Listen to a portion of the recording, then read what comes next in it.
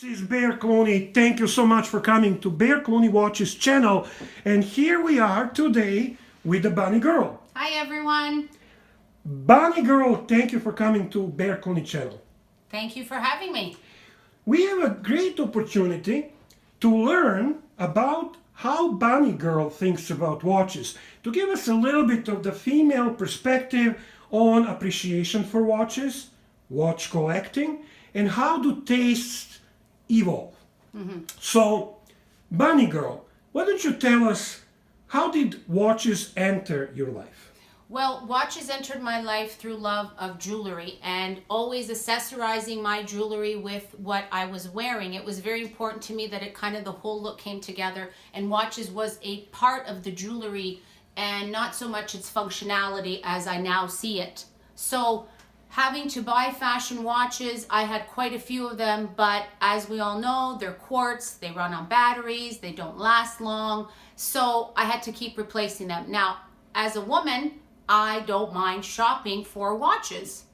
Now, those shopping watches obviously were aesthetically pleasing for you. Well, yes, absolutely, and I was able to mix and match with whatever I was wearing, which was great. Now, did anything change? Did anything change in your approach to watches, and why? Well, certainly you and your love of watches and the whole factors that you've been going on now 3 years have developed in me a deep appreciation for the real watches, the watches that have the proper movements, that have truly aesthetic beauty to them, as well as, for me, it's very important, history. Interesting. So you do, if I understand correctly, what you found is the two new elements of appreciation were movements, so the technical aspect of the watch. Correct. And history, which is so dear to your heart. Absolutely. Nice. So you kind of started your own little collection. Yes, I did, and I have some very beautiful watches that I get complimented on all the time. And even though majority of people don't understand the horology world, which I am one of them, but I'm developing slowly to appreciate it more, they can see, as we've mentioned, its beauty, its history, and of course its movement, and develop an appreciation for it like you would any piece of art. Nice. So I would like to talk a little bit about your first watch in your collection, which was Seiko 5. And that watch belonged to somebody very important to you. Yes, it belonged to my father, who passed away 10 years ago.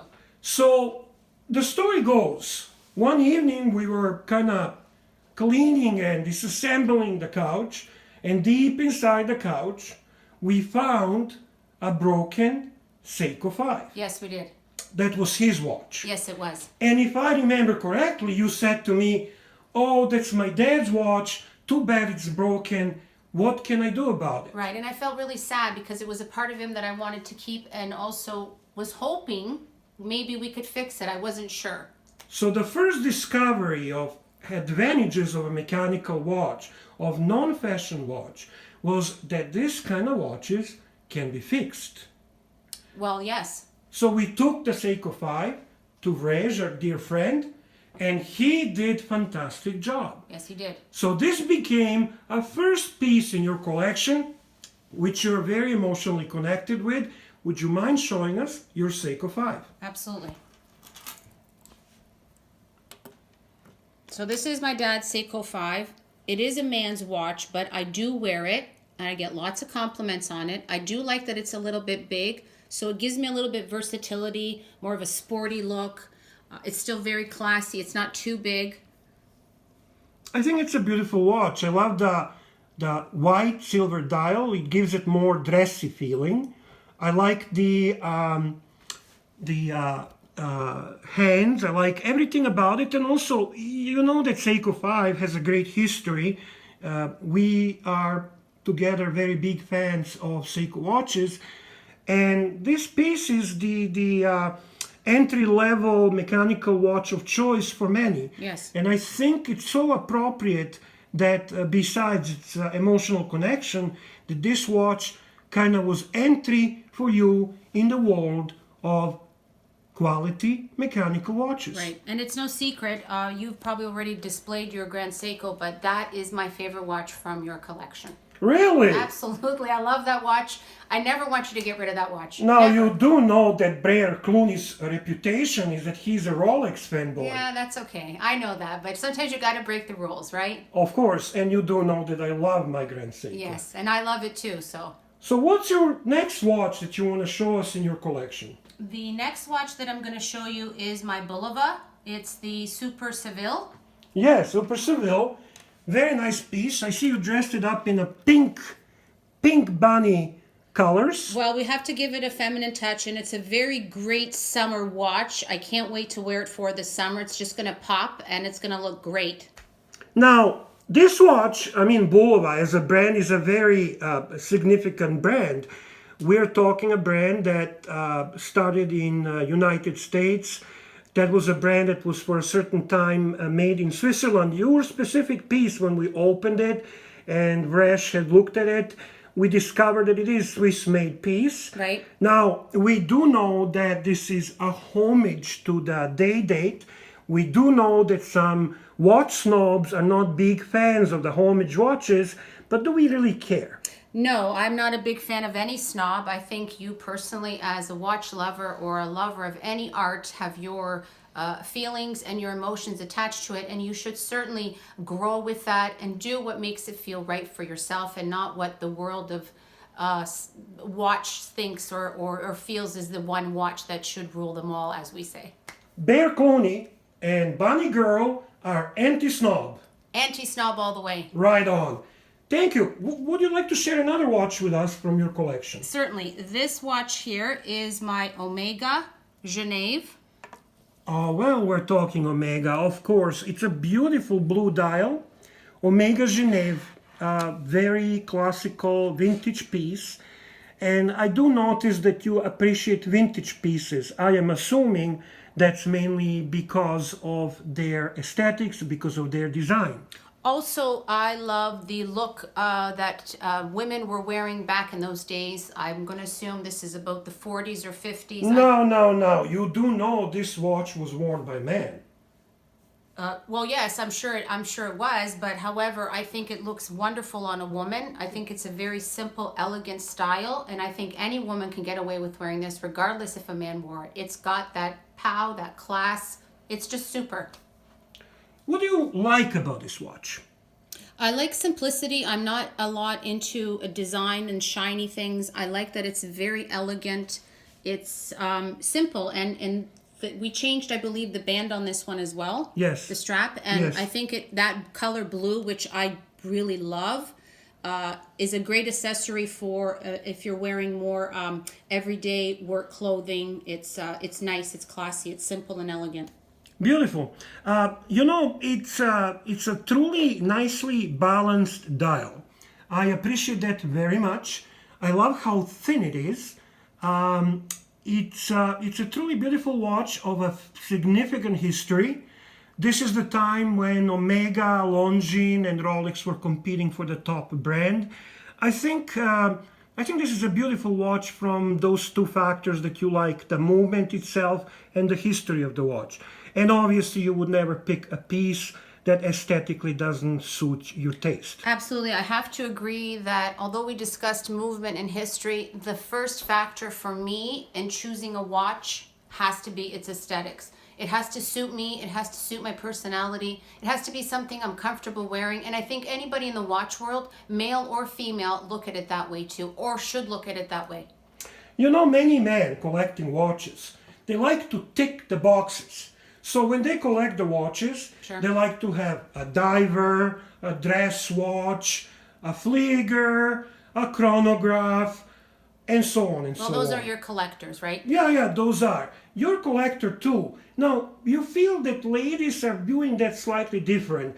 I'm getting a feeling that to you, it's a dress watch that has a primary role in your appreciation of watches. Absolutely, and I think that the watch world, without doubt, is geared towards men because of its image that it portrays, its movement. Men are more into the technical aspects than women are. We are more into the beauty, into the aesthetics, how it feels on us, what kind of attachment do we develop, and that is how women look at watches, I believe.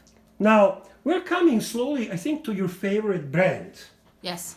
Now, I don't think our friend Paul Pluda, Archie, will appreciate that because he's not a big fan of that brand, but we'll forgive him this time. Well, you know, we like Archie a lot. So I understand everyone has their own personal tastes in watches, and it's a very personal journey for many people. However, for me, this Longines is a beauty.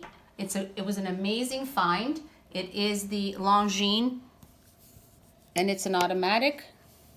And, Absolutely gorgeous. Look at those and you can numbers. speak more to it. Look at that dial. Everything is just, look at the 3D feeling on it. That cream, beautiful saddle, nice color. I think this watch is gorgeous. Now, mind you, I am a big fan of Longines. Longines had an interesting history. It kind of went from a brand to choose. Then they did some funny things, decreased their quality through the quartz crisis. And I think they're on their way back. As our friend Federico is a fan of Longines, and he actually speaks of some really interesting pieces. They're very much about their heritage, Right. their design from the vintage pieces. Right. So they do a lot of reissues, which are beautiful. And they can build on that. That is so important to many people like me who do appreciate that aspect. And I think your Longines is absolutely gorgeous. So you don't have to be big fan of Longines to appreciate your piece. And at the end, I want you to introduce to us your only luxury piece. Yes. And this piece was a gift to you, which is also emotional connection with it. Absolutely. So it was one of those Christmases when it happened, and Bunny Girl opened 2 years ago. that beautiful red box, eh? Yes. And what was inside? What was inside was the Cartier Ballon Bleu. That is absolute beauty. And if I may speak to that, the very popular choice for women on the Cartier watches is obviously the tank, which, as we know, Jacqueline Kennedy had, and many women who are in more higher prestigious roles, or women that generally want a watch that's more feminine, will pick the tank. I have to tell you, I tried on the tank. I didn't like it on me personally. It didn't suit me. I don't like square watch face at all. As you can see, I don't have any one of those in my collection. We share that. They don't look good on me either. I like them, like aesthetically. I look at them. I appreciate them, like Reverso from Jaeger LaCoultre, Right. or as you said, legendary tank. Sure. However, when I wear it, I don't find it to be suiting my taste. And you, I guess, the same. But you found your Cartier piece. I found my Cartier piece and I absolutely love it. I have to tell you, I wear it a lot because it is a very versatile watch. I can wear it going out in the evening. I can wear it at work. I can wear it to a fancy event. This watch suits me. I get so many compliments on it. I engage people in the discussion. Some people do recognize it as a Ballon Bleu because of its unique dial here.